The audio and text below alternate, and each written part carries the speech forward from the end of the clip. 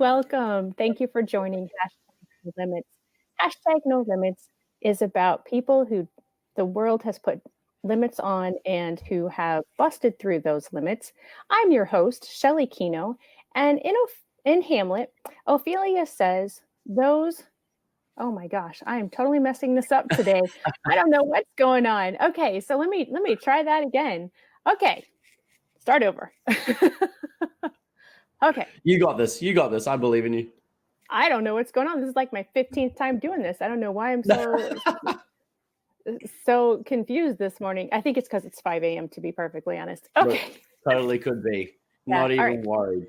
Okay. So here I am again. All right. Hello and welcome. And thank you for joining us today on #No Limits. I'm your host, Shelley Kino. #No Limits is about people that society puts limits on and who have busted through those limits. Ophelia said in Hamlet, "We know what we are, but not who we may be." I believe this to be true and that there is no better example of that than the caterpillar turning into the butterfly. The caterpillar literally dissolves and its cells reform into a butterfly. As the butterfly emerges from the cocoon, it has to struggle in order for its wings to be strong enough to fly. Obviously, this is no easy process, but neither is breaking through limits that society has set upon a person. But just like the caterpillar, when we believe in ourselves, we can accomplish more than others might think. If we have a support system around us to encourage and facilitate our growth, even better. And that brings me to my guest today. I have been following him on Instagram for a couple of years now. He is providing a healthy support system for his clients in more than just the metaphorical way. Welcome, Michael, and thank you for joining me today on No Limits. Please introduce yourself and tell us how you support those society has placed limits upon in more than just a metaphorical way. Oh my goodness, that's a big question to start with, isn't it? Hey there, I'm Michael Adams. I look after a small company called Flying Kiwi Fitness. We look after a whole bunch of athletes with all abilities, everything from helping young athletes with all abilities get up and out of wheelchairs and trying to walk, all the way up to a Special Olympic powerlifting and gymnastics. And everything in between. And all we like to do is make sure that everyone who attends our sessions enjoys themselves and sees the gym as something that is, good for them, something that they enjoy, that really puts a smile on their face. And our number one rule for everything we do is as long as everyone leaves with a smile on their face, we've done the right thing, because it's, as most people know, with people with special needs, it can very much be a marathon, not a sprint. So we want to make sure we're playing that long game. And regardless of if they're seeing us or not, we want them to associate the gym and exercise with happiness. And if we can continue to associate that over time, it really does yield really good results for, the 10, 20, 30-year plan when, they may be living more independently and trying to sort themselves out, and we want them to get to that position where they think, oh, I'm unhappy. You know what? Exercise used to make me feel happy. Let's try and do that. And that's, I guess, the whole goal. And look, we love to do it. We have a lot of fun doing so. That is wonderful. So now that you've spoken, my guests know that you are not from the United States. Everybody everyone that's been on so far has been from here in the United States. So we have a 16-hour time difference. And so it is super early in the morning where I am, and it is nice and late evening where you are. Yes. So thank you for joining me and coordinating that big time difference there. Obviously, me living in the United States, I know a lot about the special education system here, but I apologize. I really know nothing about the special education system there in Australia. What is available to people who have different physical needs or who learn differently there in Australia? I'm not necessarily like the professional in that kind of respect. I do obviously a lot of stuff in the gym setting, and I've looked after a little bit of stuff inside what's called a special school over here. So that's what young people with special needs, all abilities, attend as they go through the school system. So there are plenty of parents that put their young ones through what's called like mainstream school. So your regular, junior high, whatever. I think that's the American translation. But they go through the special school system, everything from, prep all the way up to grade 12, which is like the end of high school here.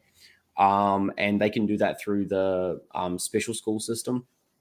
I think there is a bit of dependence on what state they might be in. So Australia has multiple states, and depending on that state will change up slightly, I think, how it functions. But yeah, they're put through kind of that whole school system, and they're as supportive as they can be. I've met plenty of teachers that obviously work in the special schools, and they're all brilliant. They really love what they do. The bad eggs of teachers seem to be very few and far between, which is really, really awesome to see. Yeah. And all the young guys and girls are all looked after very well. But in terms of like the actual system they go through, it seems to be like the regular school system, but maybe put on their own kind of time frame. So, whatever they're, depending on ability levels in certain aspects. So, I'd say, math, English, all that sort of stuff, I'd say they get changed around slightly, but it seems to be they all stay within their same kind of class majority. So you don't have, from what I've seen from the local special school, the brief bits I've had, is that whole class attends math, English, PE all together, but inside their own little class, they might have slightly different tasks of what they need to do. And they might work together to try and complete tasks, but each class will be classified on how their ability is, and then they will kind of try and gauge as best they can through that. So it's not as individualized as what we would love it to be, but I think it's still very much as supportive as it can be with, the small volume of, special needs students there are amongst all those schools. I've got a lot more people that know a lot more about it than I do, but the brief kind of brush I've had with it, I believe that's the system. So all my friends that end up watching this can correct me if I'm wrong. But yeah, I believe that's roughly how it works. And then after grade 12, I believe they do have the chance to kind of go back and repeat their grade 12, so they can do it again until they kind of feel comfortable. And then after they finish that, there are a couple of programs, like there's a great one in Brisbane called ORCA, and it's basically the post-school, not education necessarily. You can go to different education places, but it's more like job skills, and they take you through teaching you how to write a resume and how to do a job interview, and they teach you how to run a small shop. Some of the young ones I look after, they have they make like dog food and dog biscuits and things like that, and customers come to their little shop front at Orca, and they'll pay for their stuff, or they'll make an order, and then it gets made to order, and they're all a part of those different processes. So eventually, hopefully, they can pop that on their resume and, hey, look, I have kind of done this, I understand it, and hopefully that gives them that chance to go through the job system and get them working, and it really does become a we always hope that, work and contributing back to society really becomes a big part of their life as they grow up. And, that it helps to build that independence too. Yeah, that's wonderful. That sounds fairly similar to what we have here in the United States, as far as how their education goes throughout their what we call preschool or kindergarten, all the way through year 12, and how they may have separate classes, or they could just receive some extra help with the different subjects that they have qualified to get that help. And then, once they hit age 18, they have the opportunity to stay until the day before their 22nd birthday. And depending on... Wow, okay. Yeah. So depending on what needs they have, anytime after they would graduate what we call high school, around, like I said, the age of 18, then they have the ability to stay, as, like I said, up until that day before, or if they just want to stay an extra year. However, it's determined by the family and their what we call their IEP, their individualized education program team, which is the school staff, their family, any therapists that they might have within the school system. So it sounds kind of the same. So what are the ages of the clients that you are taking care of? Almost everyone I look after is over the age of 18. So all of them have left school. I do have a few in between that are kind of, the maybe 12 or 14. And they're still going through the school system and stuff. There have been a few inside the company that have. I'll move back because that seems to have zoomed us in. There we go. There seems to be, you can still hear me. Good. Yeah. Yep, you're good. There seems to still be a few that they come to the gym program and things like that because they're learning online. So they actually learn at home because of, it might be behavior or it might be, social anxiety, things like that. But they learn online. And so they kind of have during the day quite free. So they come and see us during the day. But my original business or my original class I kind of looked after, it was a whole bunch of grade 12 athletes.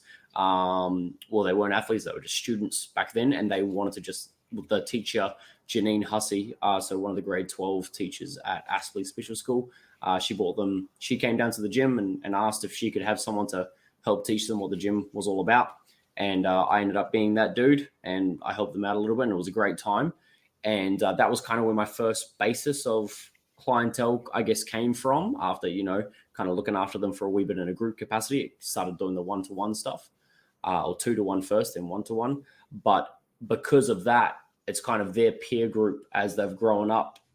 They've all kind of chatted amongst each other and they all see each other doing the gym thing and they all kind of join in. So I have a lot more of the school leavers and the kind of, 19 to 27 kind of range. And then my other team member, Sam, seems to have a lot more of the younger ones. He's got a few more of the school leavers and some that are still in school because I've kind of filled up my time spots and he takes all the overflows that he has about 10 to 15 athletes. He looks after himself and then I look after everyone else I've got. So in our program, Strong Hearts program, which is kind of the group, runs on a Monday and Thursday, but it's 9 o'clock to 1 o'clock. So you can't really attend if you're still in school. So it just ends up being that we have a lot more school leavers, so that 18 plus kind of category comes in. But it just depends on what everyone wants and what they want to achieve. We do have a lot of people under the age of 12 do actually inquire, or their parents inquire, obviously, for them. Unfortunately, we can't take them inside the gym environment. That's not allowed kind of inside Australia unless there's like a parental thing that kind of has to happen because of growth stunting and all that sort of thing. And so we forward them onto exercise physiologists or someone else that kind of specializes in that stuff, or they can just do group play and they can do that amongst a couple of different providers. So for our specific clientele, it's kind of the 18 plus, just because we've really captured that kind of school leaver. There we go. Like we kind of captured the school leavers over the past few years. I mean, that was back in 2015. I had that first class. So, it's been a while. One of the girls actually celebrated her 25th birthday today. So that was really cool. It's Emily's birthday. So happy birthday, Emily. Happy birthday, Emily. That's wonderful.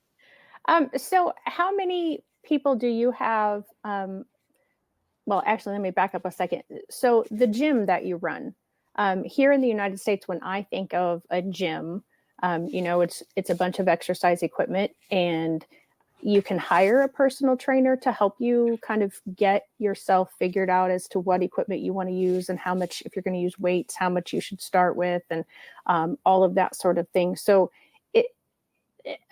in your situation, is that the same, or is yours specifically for people that come in and they have already hired you as a personal trainer? I guess it's a bit of both. So we are in a big gym. So we're at Good Life Chermside is where our base of operations is. So we have an indoor sports center nearby that we use for our Strong Hearts program. So, the big nets and the hoops and the goals and stuff. And then our one-to-one coaching that we do, Sam and I, is held out of what's called Good Life Health Clubs. And they are a major mainstream gym. They are the biggest gym chain in Australia.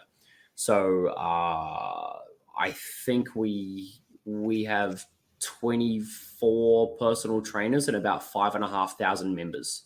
So Wow. it's a large gym. It's a very large gym. And just equipment everywhere and people everywhere. It's quite a happening place. However, as you can imagine, the majority of people attend the gym before they start work at 9 and after they finish work at 4:30, 5 o'clock, something like that. And so during the day, it's rather dead, except for kind of the mums and bubs kind of session, 9:30 till 11. And so Sam and I are really lucky because as PTs, generally we don't start early because none of our athletes want to start early. And we don't finish late because everyone wants to be home for dinner. So like, I'm really lucky as a PT, I don't start before 9 a.m. And I think only once a week I work up till 6:30 p.m. And the remainder of the time it's really, really good. That's because none of the athletes want to get up at 5 a.m. as you have, because they like they're sleeping. And so I'm very, very lucky. But yeah, so we operate inside the big gym and we kind of mostly operate inside the dead times. Okay. There's still a lot of people in the gym, but compared to the peak time, there's barely anything. And they all attend the gym and it's a publicly used gym. There's lots of people come in and out and we could have anyone walk through the door that has a membership. So, I think at first it can be very intimidating for a lot of them. But I think it builds a sense of self-confidence and it's kind of that adventure part of the gym is, hey, look, you're going to run into people you don't know. So I think it kind of serves as a good solution to teach them, less anxiety when out in public and things like that, especially when they start associating the gym with happiness and achievement that, like, hey, maybe if I'm out in public and, it's maybe not so bad because they're now associating that public stuff with good feeling. And the second part of your question, like generally speaking, if they are coming to our gym, they've usually already hired me. So, they will kind of approach us on social media or via our website or, whatever the case. And they get, a lot of the time it's also from just, referrals and then they check out our social media and then can contact via there. So it's kind of hard to gauge how much it is, but they've generally gotten to the gym with the intention to train with our brand. So we're very lucky in that respect that our brand is kind of, we don't really do advertising. We just kind of post everything we do. And that's what is kind of, building the clientele. So they find us and approach us rather than us having to go out and prospect for it anymore, which is quite nice. So I hope that kind of answers Yeah, it does. It does. Yeah. So, it's a good idea, like I said, for anybody, who goes to a gym to have a personal trainer, but why is it even more important for someone with, say, Down syndrome or just really any kind of physical disability, like the clientele that you have, to have somebody to really explain to them how to stand, like in your powerlifting team, and how to hold the bar and how to do the actual lift?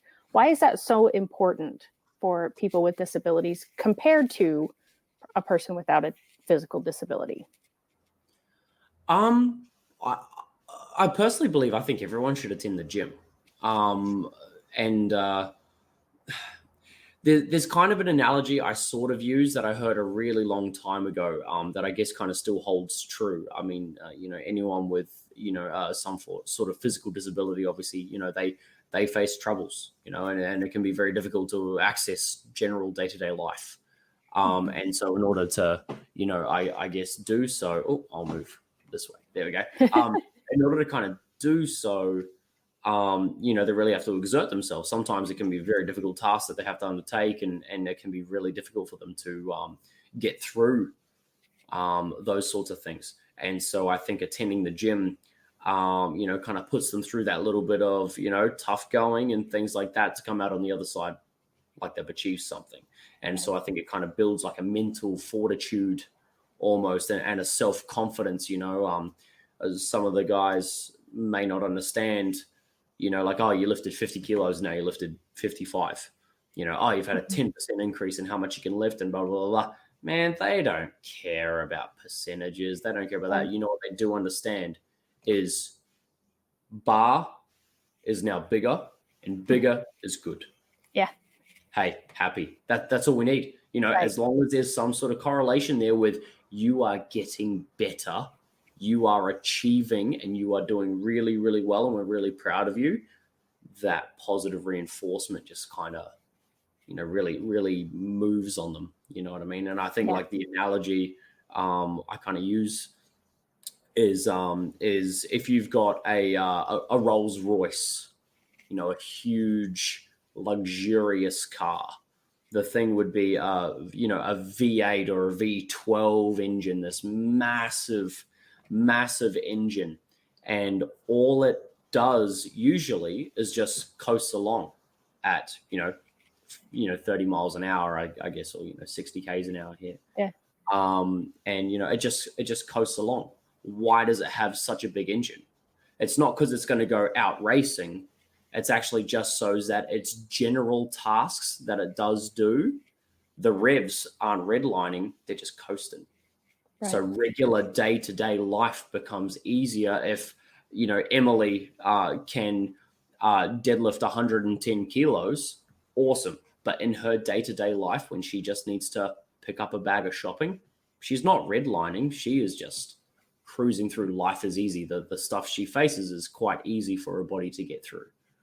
And so, we have a lot of guys and girls with, physical impairments and, they need to work on their body to make sure that they can, when something comes up, they can do it, or they feel self-confident enough to give it a go, or they've lifted big, heavy things before. So this seems like nothing, and they can give it a good oomph, and we teach them a good posture to do so. And hopefully from there, they can be as strong and as safe as possible in their day-to-day life, moving forward, and always trying to improve to be better. So, we want them to have the Rolls Royce of a body in whatever capacity that is. We want them to, be able to do everything without it even being a struggle. You know what I mean?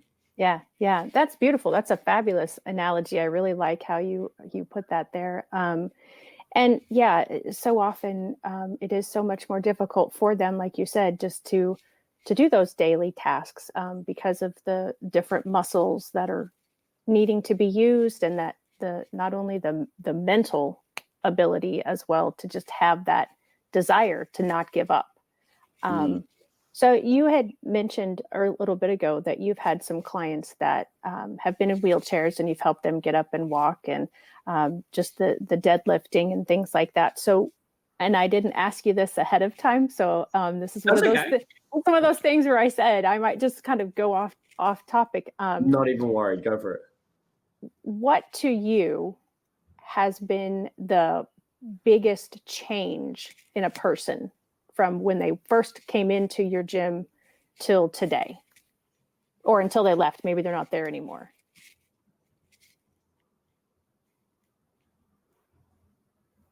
Oh, that's so rough. I don't like playing favorites. It's not playing favorites. It's just the biggest, I don't know if accomplishment is the right word, but the biggest growth or the most growth in their ability. Maybe if I put it that way, then it's not like you're picking a favorite. I get you.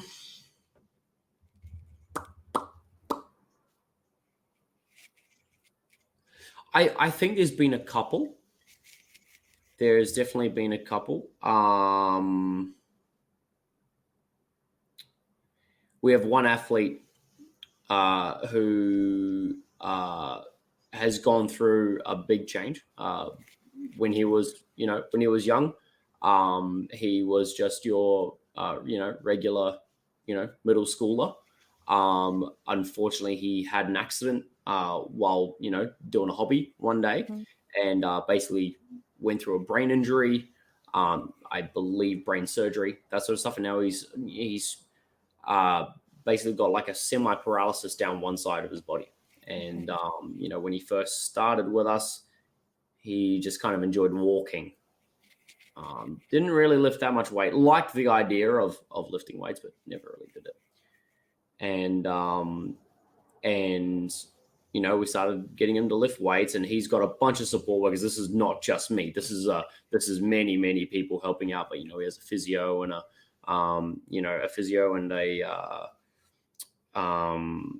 hypertonicity professional, and you know, multiple people around him. And you know, now you know, I can give him a 6 or 7 kilo jumbo ball, and he will march. I mean, I can say it's Billy, like this is just common knowledge.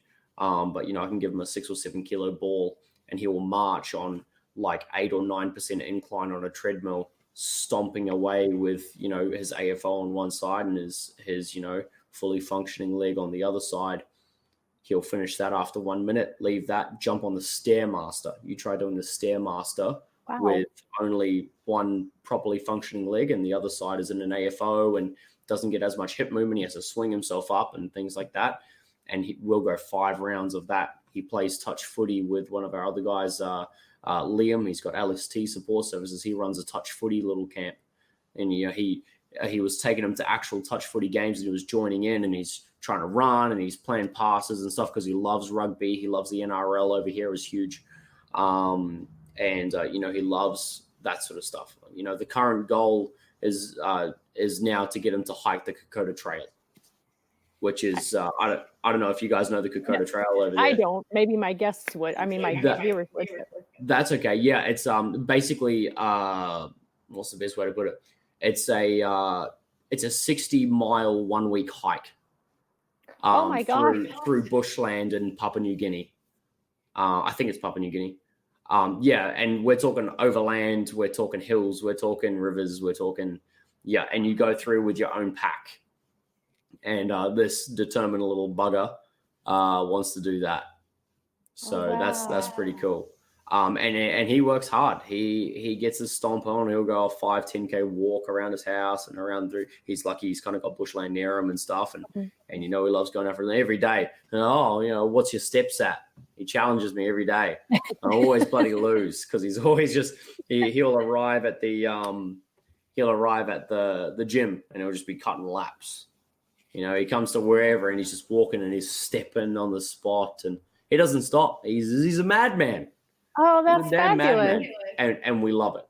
You know, it's not to say he didn't have it in him beforehand, but I guess like the biggest physical change, you know, you see the size of his arm now. You know, he trains hard. He's got a nice chunky pec, shoulder, bicep. You know, his legs nice, and you know it's firm. It can really he can go for walks and doesn't fatigue out. You know what I mean?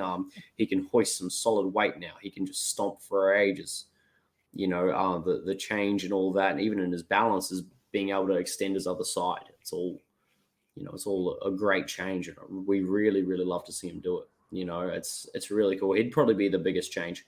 There have been a couple of others, you know, that have just been glued to their wheelchairs and they never want to get out. We kind of get them up and moving a little bit, you know, if they've got cerebral palsy or if they've got whatever, and we manage to get them walking without any sort of aid. Look, that's amazing. You know, it's building that self-confidence. But unfortunately, not all of them have stayed with us for as long, be it for funding reasons or moving or whatever the case. You know, but, you know, Big Bilbo has been just stomping away this whole time. I've been looking after him since 2017, maybe early 2018. And yeah, little bastard doesn't stop. He just keeps going.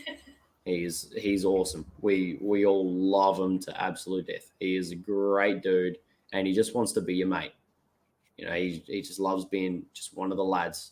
Has issues, you know, difficulties talking and stuff like that, like communicating. You know, like if you've been around him a while, you can kind of pick up what he's saying or who he's referencing. You know, like he talks about, you know, Liam Sui, one of the support workers. You know, if you know, oh, who you talking about? He goes, Liam, and you go, oh, who? And he goes, short. Short guy is Liam. And he's like, oh, you know, there was a funny story of he was home and his mum was home as well, and one of the other support workers, Hayden, had just shown up, and he goes, you know, yelled out to his mom. He's like, Mom. And she goes, yeah, what? And Billy looked down at him and goes, Hayden. And Mum didn't quite pick up because she was doing something else from what he was saying. And Hayden. And she goes, what? And he just looked at her square and just goes, bald. And she went, oh, Hayden's here. So like he's got his own language, you know, Right. and you know, you start understanding it after a while. And you know, there's you know, so he's probably the biggest change, and he's brought out a big change in me as well. You know, just you know, I've got no excuse to not be fit myself. Like I got nothing. Oh, I'm busy. Yeah, nah, that doesn't fly. Yeah. You know, this guy functions on essentially one side of his body, and he just achieves so much. I can't pull any cards here. He's got me beat. I've got to just work at it. You know, Yeah. Don't face him at an arm wrestle.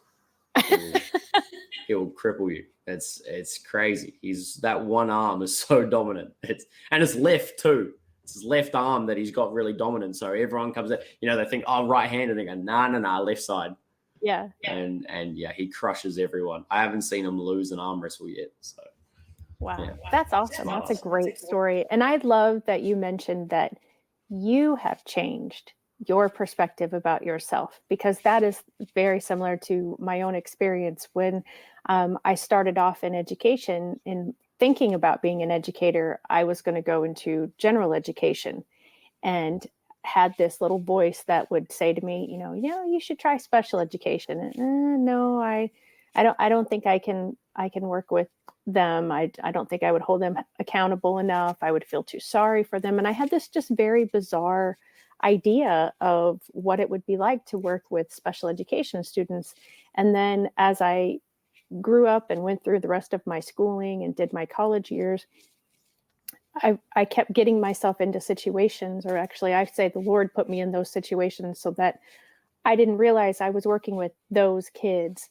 And I started to change and was changed by everyone that I worked with, and just absolutely fell in love with working with the population that learns differently. I like to refer to them as learns differently, or has unique abilities, because I don't like the word disability, because it makes it sound like they can't do certain things. And maybe they can't to the same extent, but typically the people that I've always worked with, at least, have been able to do pretty much whatever they've put their minds to some level. And so when I talk about learns differently, I just wanted to explain that, what I was what I was meaning. So, so is there anyone that you have ever had to turn away because for whatever it was, you just weren't going to be able to help them? Not because you had a full schedule, but because their ability was... Not really. I mean, we've had probably 3 that have had to leave for behavioral reasons. I've unfortunately had chairs thrown at me. I've been punched square in the nose. That one sucked. Yeah. And, that didn't go on. And I had another one, grabbing me by the scruff of the neck, not out of anger, but out of like a anxiety, it was a really, really different situation. It was more of he was finding it so difficult to express himself in communication, and couldn't speak whatsoever, and it was just kind of grunts and things, and the poor guy was 16, 17, so I think there was also the sexual development side that he couldn't explain how he felt, and things around him were more difficult, and he'd want to just grab and hold on to, like mum and dad would say, giving him a hug calms him so much, but we can't have the average person hug him because he doesn't know where boundaries are and that sort of thing. It all becomes really, really difficult, but it's almost the that exchange of trying to go for safety, which unfortunately safety comes above all else, at the expense of that safety would be the only time that he could probably actually exert himself to feel comfortable to actually get through that development, so it's that catch-22 of it doesn't matter which way you take it, it's going to be difficult. Yeah. So I've had a couple of, that was one particular issue, and then I've had a couple of others that have just had, the behavior that they just, if I had them inside a gym environment, I couldn't hold them there, for fear of, I can't have them running around grabbing other members of the gym. They've got a membership there. They've got nothing to do with what we do. Right. You know, and so in those cases, we've tried forwarding them onto other gyms that purely specialize in doing that, which there are a couple around. And we'll try and forward them on. You know, look, I get paid well. I do fine for myself, but I'm not here to take anyone's money. If I think someone could be serviced somewhere else, I will happily forward them on. I have no qualms with that. If I think you're going to be looked after better somewhere else, I will send you there with no qualm, with my absolute blessing. I'm just a human helping other humans. I'm not here for a paycheck. Right. You know, and I think because of that, I've probably had some of the success I have had is because I genuinely love what I do. And I've got the best job in the world, right? But I think forwarding on clientele where needed, it seems just like basic business to me, because it always swings and roundabouts. Someone else somewhere else forwards me someone, and you know, we're away. Yeah, you know, I've turned away a couple out of behavior, but we always try and get everyone moving in whatever capacity. If they're approaching us, generally speaking, they've already made that decision that they want to do something, and we will do that something with them. You awesome. know, That's good. whatever it is. Yeah. So, worldwide pandemic known as coronavirus, how has that affected you, or has that affected you with your work? Yes, very much so. I'm a pretty hands-on dude, not anything it's not like it's anything that makes it difficult. It's more that, for example, if I've got someone lifting a barbell, I kind of have to be in your face to make sure that said barbell doesn't crush you. Mm-hmm. That's kind of my job. And so Right. It makes it very difficult, you know, like, you know, we were at the gym for a while there, you know, we have to have a mask on or whatever the case. But, you know, doing the face-to-face stuff, especially considering our clientele have a lower immune system. The average, you know, person with, you know, special needs has a lowered immune system, you know, Down syndrome, autism, all that sort of stuff. They generally haven't had the same exposure to, you know, to the average outside world as what we have. And so their immune system has not grown as much. And so they caught COVID, they unfortunately would have a really rough time fighting it. You know what I mean? And so I think because of that, it kind of extended out how long we had to be in a lockdown. But we basically took everything like this.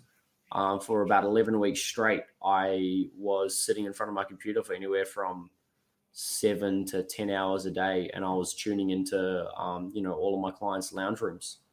And, you know, we'd get them to fill like 1 liter water bottles, and they'd kind of be their dumbbell, or they'd be holding a pillow over their head and doing overhead extensions, or they'd be, you know, sitting down, standing up to a chair with hands on chest or hands on head, or depending on what their movements were like, and doing rows. You know, we had young Cooper had a Dynamo washing detergent. And it was like a 6 kilo thing, and she's doing deadlifts in the middle of her lounge room with, you know, that. And we just had to get them moving however we could. Yeah. You know? Unfortunately, that was just, you know, what we had to deal with. And so we just dealt, you know, and did whatever we can via Zoom. And should have bought stocks in Zoom, obviously, because everybody should have. I was using it about an hour before this. You know, it's been crazy, but, you know, so lucky that technology has allowed us to do so. Every day at 10 o'clock in the morning, Monday through Friday, I would tune in for what we call the Flying Kiwi Dance Party. And basically we had everyone tune into Zoom at 10 o'clock. We said hi to everyone and all that sort of thing. We did a little warm up where we listened to Escape, you know, the Pina Colada song, and we'd all be doing stretches and all that sort of stuff. And then we went around the whole screen. Everyone that had tuned in for the session that day would pick 3 things for Simon Says, and then they would get to pick a song that we'd dance to. So they might do some squats or do this or do that, and then, you know, spin around in circles. And then we had to, you know, then we'd boogie for a minute to whatever this song was, change person, have some water, keep going. And then, you know, I'd do things like, you know, we'd, all right, guys, we're going to have a race. Whoever can run out to their letterbox and tag their letterbox and come back fastest wins. And 3, 2, 1, go. And you watch the whole screen go.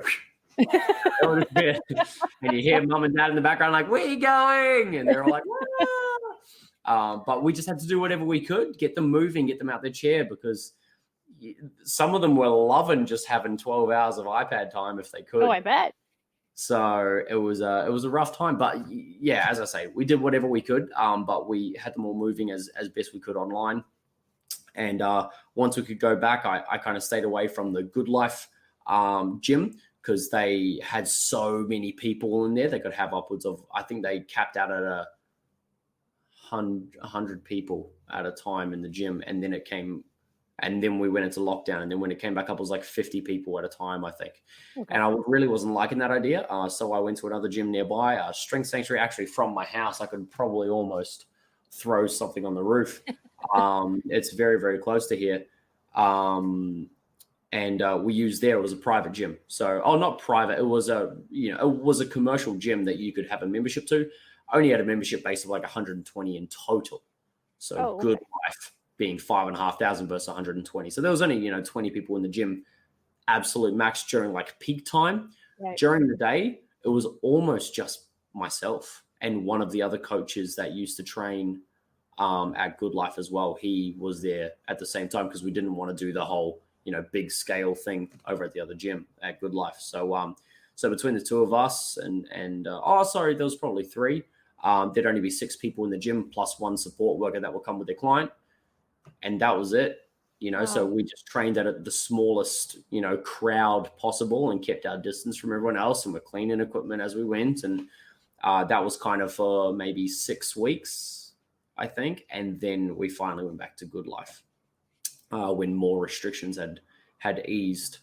It was a roller coaster for sure. And I still had some clients asking for me to run the dance sessions online because they just enjoyed them. I think they just enjoyed me looking like a silly bugger online for an hour a day because, I just it was fun. I did enjoy it, but I enjoy the face-to-face. Yeah. Much, much more. Yeah. Well, that's wonderful. I mean, that's amazing thinking outside the box as to, what you could get them to get to do and doing, using equipment, so to speak, that they had in their own homes and whatnot. I think exercise is one of the easiest things to figure out how to do anywhere. Because they're, like you said, you just pick up water bottles, you pick up pillows, you laundry detergent, soup cans, whatever. I mean, there, anything can become a weight. So the easiest thing you can do, the hardest thing to start doing. Yeah, probably. I would agree. Aside from cleaning my room, that would probably be the hardest thing to start doing. You can ask my partner and she'll let you know. Or Justine. She had to live with me for 12 or 13 weeks over the lockdown. Oh, really? Yeah. So shared a room and I'm in there doing my Zoom sessions and then I'd be outside and 10 o'clock every morning I'd be out there stretching and singing and everything, and she's trying to do work on her iPad and all she can hear is me singing a Wiggle song, so I love the Wiggles. You love the Wiggles? Yes. My daughter is too old for them now, but when she was little, we had Wiggles. And I just thought they were great. And I still substitute in some of the schools around here, even while doing my own business now. And I was in a 3 and 4 year old classroom a while back. And I was so excited because I got to put the Wiggles on and they just looked at me like, who are these people? It's like, oh, you've never heard of the Wiggles? Have you, do you listen to the old school Wiggles or the new school Wiggles? Probably the old school ones. Probably old school. Greg and Murray and yes, Wake Up Jeff and yes, yeah, Captain Wigglesworth. Is that his captain? Oh, Captain Feathersword! Don't be silly. Yeah. Come on. Yeah, and Henry the Octopus and all the friends. Yeah, Wags the dog. How old's your daughter?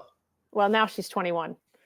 So okay, so she was part of my generation of learning all the Wiggles. Yeah. So you had the old school guys, Greg and we held a formal on the weekend, and I'm actually really curious to see how many of my followers actually watch this, or how many of my support workers that I kind of work alongside listen to this, because we actually tried getting Greg Page, the original Yellow Wiggle, to come in and be our guest speaker Yeah.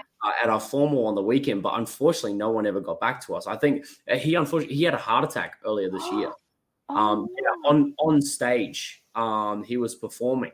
Oh So that wasn't no. good. So the poor guy. So I think he's kind of stepped away a little bit from that, and he's doing things like life support coaching and Mhm. life support like training and what's it called AED training. The Oh, zappers, uh-huh.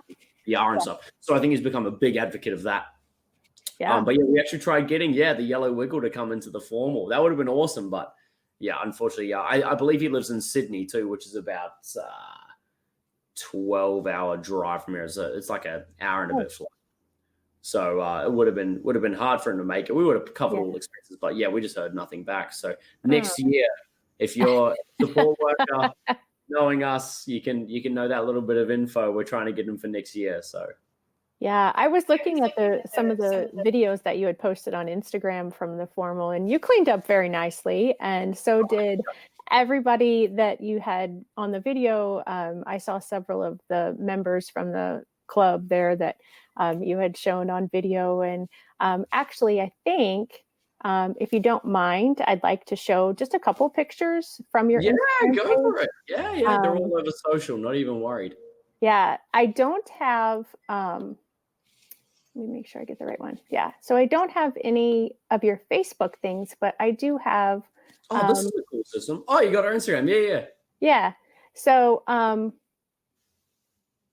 we just posted that one. So if you let that run for about 20 seconds. There you go. So you can see. it looks amazing. Well, yeah, we were super lucky to pull it off for sure. The lady that was in the black dress just in the front there. Oh, you can see the videos up there that we're playing and stuff. Yeah. The young woman that was in the black dress just earlier on that video is Sammy, my assistant, and she was just instrumental in running the whole thing. There's my gran. Hey, gran. She came along too. That was lovely. Now, are you able to hear the video at all? No, I can't hear anything, okay. Unfortunately. That's all right. I know exactly what I'm saying. I love my gran, so that's okay. Yeah. So who are these three people? Well, obviously you're in the middle. Who are the two on the outside? So Liam is short. He's that guy. So that's Okay. the one. The one that's on the left there. Uh-huh. And the one in the tie is Sam. So he is the other coach. The other coach we have for all of the athletes. Okay. So it's he's a pretty cool dude. I'm just gonna take a photo of this. There we go. He's gonna love seeing that he made it on this because he is a shy guy. It's pretty funny. That's Sam. So All great. right. Well, so speaking of the shy boy or shy guy, that was. So what is this award that you're handing out? So every one of our athletes received an award. So every one of our athletes, we wanted to make sure, but like the preface of this is Sam and I wanted to kind of do an awards thing, and Sam and I got chatting. Yeah, it'd be nice to do awards. And him and I were both hyped up on a bit of caffeine one day, ready to go train.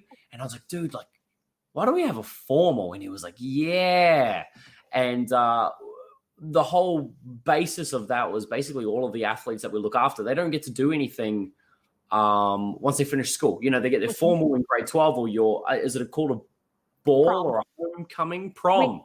Mm-hmm. Yeah, so you guys get a prom. So all our guys get their prom in grade 12. And then after that, they don't really get anything that's kind of based around them.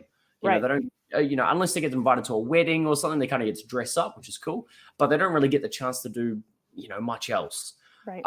And so we thought, why don't we hold a formal and all of our awards can be given out there. And we wanted all the athletes to know that they are achieving something. They're doing something. And there's that positive reinforcement of you put in hard work for a year. And so we gave every single athlete that came along, received an award for being an athlete. That was what it was, just being a Flying Kiwi athlete in 2020. And they got their little trophy and they got their little certificate you can see there. And they all individually got their own chance to step up on the stage, and they're up elevated above everyone, and everyone's sitting down in their chairs, all dressed to the nines. Huge round of applause and cheering and whoops. And we had 40 athletes there. So the audience had to do it 40 times. But because the athletes, majority of them were all known by the crowd, it was genuine. There was nothing put on. All were so happy for all the athletes, and they were so excited that to see them, and some of the reactions are just beautiful. Big Tommy, that's Tommy Turbo just there. The poor guy can be very, very shy and run away from everything when we're at Strong Hearts and stuff. And when we said Big Tommy, he just came charging up, and he's bouncing and his hands are in the air, and he was whooping, and he was just clapping himself, and you should have heard the crowd. They're yelling, screaming. They loved it, and seeing the little shy guy just animate as he did, it really showed the crowd works, the reinforcement, the beauty of the whole night was paying off. So we were really, really stoked to be able to pull it off, and young guys like Tom getting to have their chance in the spotlight, to know that they mean something, they have significance. Yeah, that is beautiful. And such a wonderful thing. So you have mentioned several times throughout this interview today, Strong Hearts, and it just, because I saw the screen there.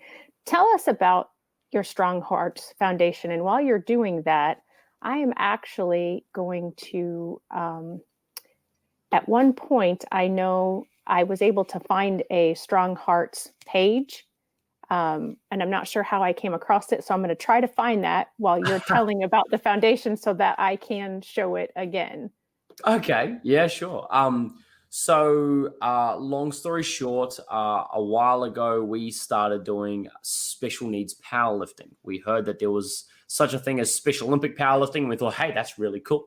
We'd love to do that. And so I started looking after a bunch of the athletes, teaching them to bench press, deadlift. And in doing so, I approached Special Olympics to see if there was any way we could have an Australian representative go over to the World Games to represent Australia, obviously, at Special Olympic powerlifting. And unfortunately, we were turned down, not because we had done anything wrong, but the sport's never existed in Australia before. So it's never actually had any sort of, I guess, yeah, that's us. It's on Patreon. That's where it is. And so we've never had any sort of representation, because there's no system, there's no competition structure inside Australia. And so I thought, okay, well, if we can't go to Worlds, I'll have my own federation and competition. How hard could it be? And I was so wrong. There's so much to it. Oh my goodness. But we decided to run our first powerlifting meet, which was called the Flying Kiwi Cup. And we named it the Flying Kiwi Cup. And it was basically just a novice competition. Didn't matter how much you were lifting. Didn't matter, about rules and things like that. It was just, if you move the bar, cool. White lights or green lights, and you're away. And in doing so, we got picked up a lot. We had a lot of people supporting us, and we had so many volunteers on the first day. We had nearly double the volunteers as what we did athletes, because they all just thought it was really cool and they just wanted to get joined in. And so we ran the first day, and it started getting to the point where people were asking, when's the next competition? So we went through Special Olympics. They thought it was a great idea getting powerlifting going, and so we moved powerlifting forward into what's called the IPF. I don't know if you've heard of the IPF, International Powerlifting Federation. So there's an arm of, that's like the international kind of board of power of the sport, and they basically look after the Olympics or the Special Olympics, and the Paralympics I believe they look after the Paralympics too.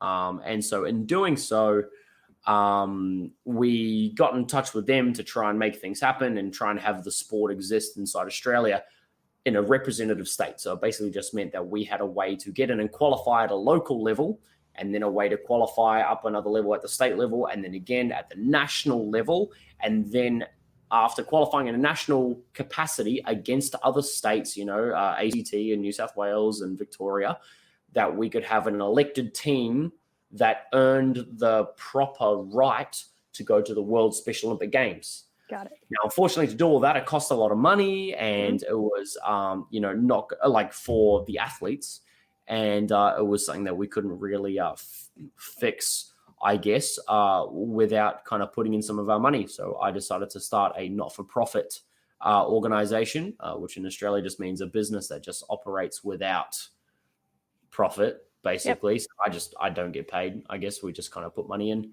So I started not for profit, started doing a bit of fundraising, and we had a lot of pickup really, really fast.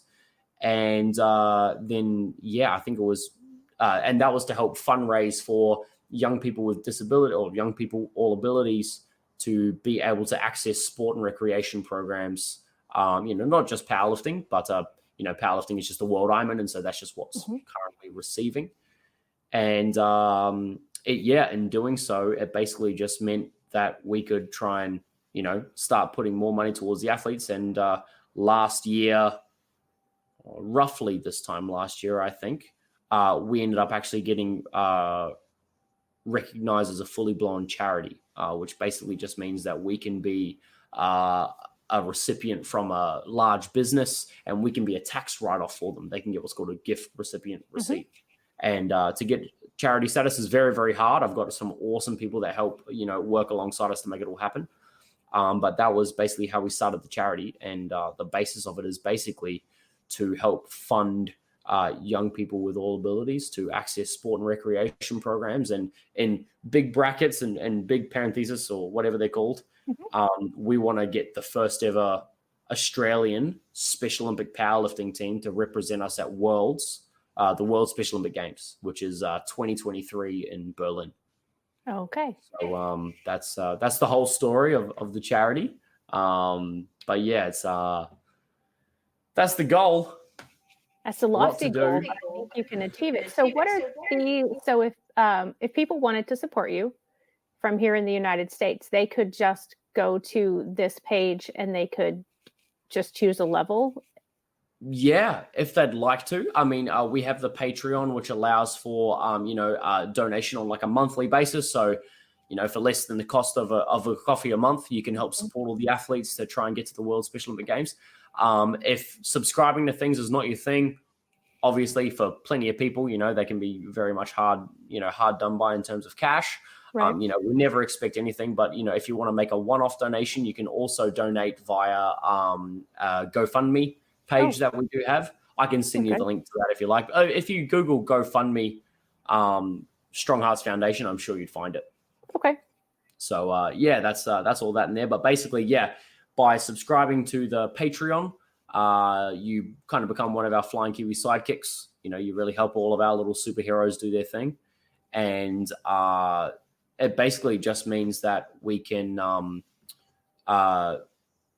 it kind of builds us a little bit of an income. But what we try and do in order to really make people feel a part of it is we have a documentary being filmed at the moment. So that's Matt. Yeah. He's our videographer. And we're currently being filmed for a documentary. And if you support us on Patreon, we will pop you in the end credits of the documentary. Oh, nice. And give you a proper recognition for, being a Flying Kiwi sidekick, helping us out. You know what I mean? Yeah, that's awesome.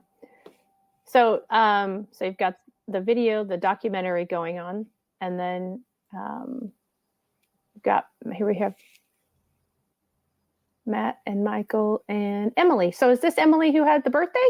That is Emily. Yeah, her birthday. Okay. I had it this morning at the gym as well. So she's probably on my Instagram story somewhere.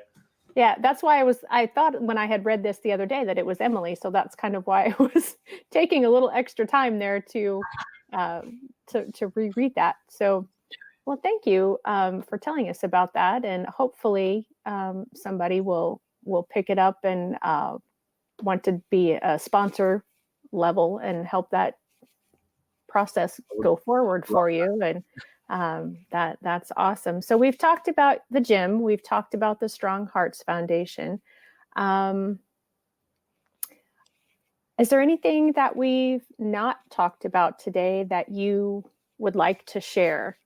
So in case anybody hasn't put it together, I talked about you supporting in more than the metaphorical ways that, you're literally supporting these athletes in how to, like I talked about, how to stand, how to hold the bar. I love watching you on Instagram with your clients, because you genuinely look, like you mentioned before, that you have the best job in the world. You genuinely look like that in the videos and in the pictures. Like you do. It's cool.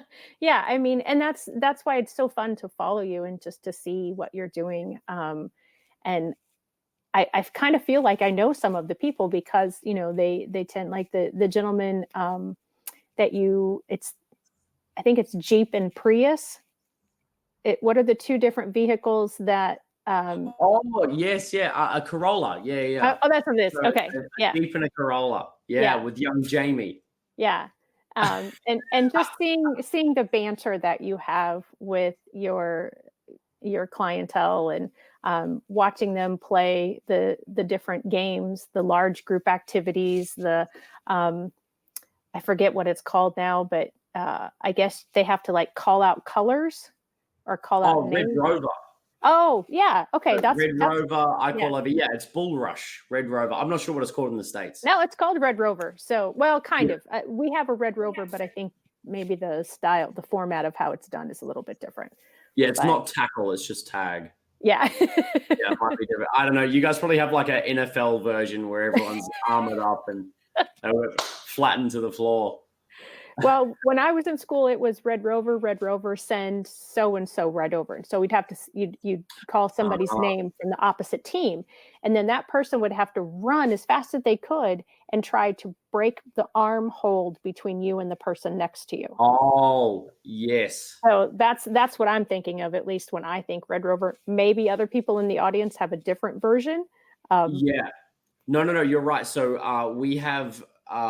so Red Rover, when I grew up, so I actually grew up in New Zealand and I moved here when I was 15, but I think Red Rover in New Zealand was the same thing.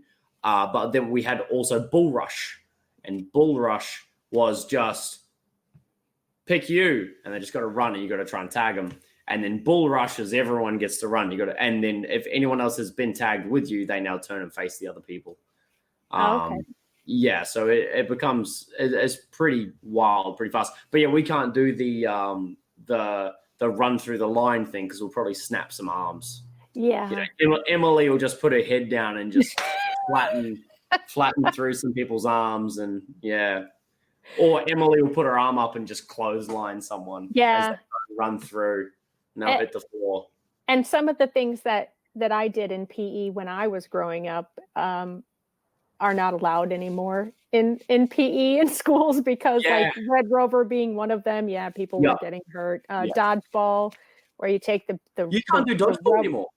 No, we're not. No, not the way I used to have to play it, at least. I think they have versions now where instead of trying to get people out, you have they'll put pins up, like bowling pins, and you have to try to knock the pin down instead of aiming at a person.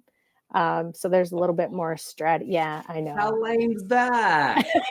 Aim for the head. Right. If you can dodge a wrench, you can dodge a ball. But that's the problem. We can't all dodge a wrench, apparently. So we weren't dodging the ball. Oh dear. Yeah, people were getting hurt.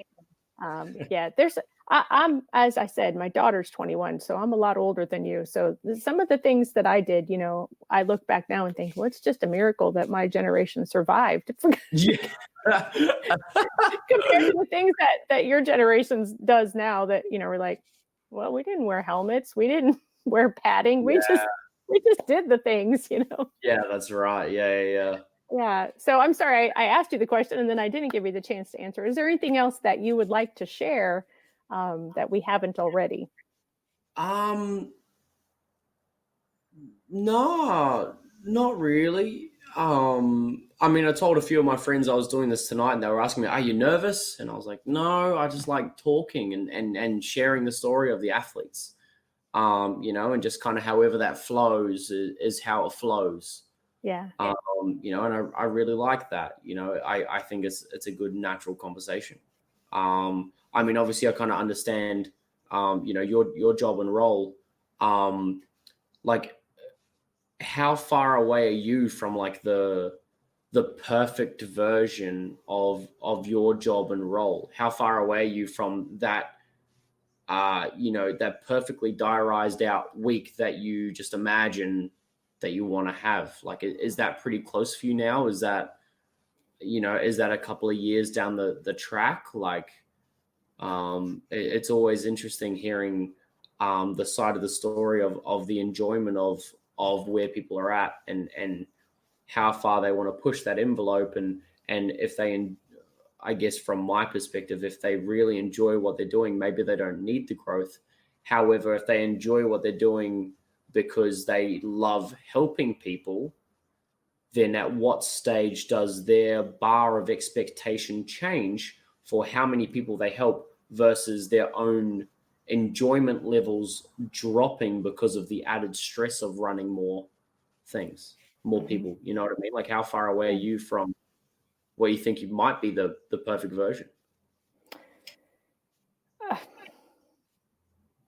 I really don't know. I've just been doing this particular format specifically for a few months, and I've been an education consultant for just a few years. So, I mean, I still have lots of growth, I think. I'm thinking years down the way before things are too. My logo is making the world better for all, one IEP at a time, one individualized education plan at a time. And so, I feel like I've already made the world better just because I've been able to help one family, but I want to continue that. I don't want there to be these limits that society places on people who learn differently. And when I mention limits, I don't mean physical, that somebody is saying stop, you can't do that. It's the idea that somebody in a wheelchair is going to always be in a wheelchair, or somebody who has an accident isn't ever going to be able to deadlift. It's just those thought processes. And I think the idea came from myself because, like I said, I had placed limits on people who learn differently when I was younger. And I realized that was wrong of me to do. And I am hoping to change other people's perspectives as well, by doing this, by encouraging people to get to know everyone around them, no matter what those differences are. I've written a book. It just came out recently. And in the book, it's the same thing. It's 9 true stories of families who were told you can't, and had limits placed upon them, and they've bust through those limits. So, as far as my own personal life and my daily life, I don't work out. Oh dear. Don't tell. I can't do much from Australia, so you're like 15 time zones behind us. Yeah. And a really, really long plane flight. So yes, we are. And thanks to our dumb state that I live in, we actually do we changed our time in October. So initially, when I reached out to you, I was 15 hours difference. Now I'm 16 hours difference. You guys have daylight savings. Yeah, exactly. Yeah. So we did daylight savings too. Except, sorry, I apologize. Queensland doesn't have daylight savings because, get this, the entirety of Australia has daylight savings. So all 6 states or whatever, aside from Queensland. Wait, 6 states? I don't know. I'm not Australian. But they all have daylight savings, and we don't, because apparently having daylight savings time is going to screw with the cows' milking schedule, because there's lots of farmland in outback Queensland, and so we don't get it. So every other state goes through daylight savings except Queensland because of the cows. That's what one politician decided, apparently, and that's why we don't have it. So it'd be better for us to have daylight savings, but we don't. So there's like one town about an hour and a bit south of us, and they have the state line goes directly through the center of the town. So if you're on one side of the street, your pub might close an hour early. You have to cross the road. It's so silly. I don't even know how they deal with it. Oh. Yeah. And like there's daylight savings time in New Zealand, you know, and I'm so used to it. But yeah, you don't get it in Queensland. So yeah. Yeah. And that's funny that it's the cows, because my understanding of why the United States started daylight savings is because of farmers trying to get their work done, and that they were losing their daylight during harvest time. And so they wanted to have that earlier sunrise.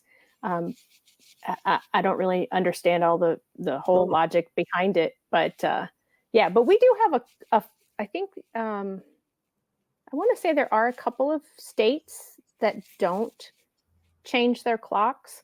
But we kind of have similar, I mean, because we have 5 different time zones in the United States, I think.